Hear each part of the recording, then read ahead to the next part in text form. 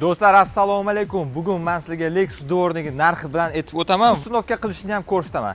Narxi 100 ming so'm GM avtomobillarga, Xitoy inomarka, Tesla, Mercedes, BMW va boshqa avtomobillarga esa 200 ming so'm bo'ladi.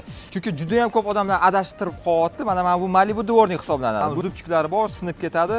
Arzonroq materiallarda ishlangan. Bu esa o'zini zavodskoy varianti. Dizayni ham xunuk, yaxshi tozalamaydi va mablag'lari ham yirtilib ketadi. Men sizlarga hozir ko'rsatayotgan variant esa bu Lexus dizaynli sifatli dvornik. Kauchukdan qilingan. Simiydi, mablag'larining zubchiklari ham umuman yo'q. Xudo xolasa maza qilib ishlatasizlar va ovoz chiqarmaydi.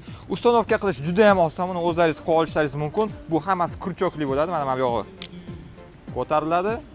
Dvornikni olib taqasizlar. Birinchidan dizayni ham chiroyli bo'ldi. Tozaligi yaxshi, ovoz chiqarmaydi va sifatli. Toshkent shahar bo'yicha Yandeksdan dastavka qilamiz. O'zbekiston Respublikasi bo'yicha BTS pochtadan dastavka qilamiz. Dvornigimizda ko'rinishi mana bunaqa, orqada esa har xil nasatkalari bor. Lubu avtomobilga tushadi degan ma'noni bildiradi. Qiziqqanlar telefon qilinglar, sizlarga dastavka qilib beramiz.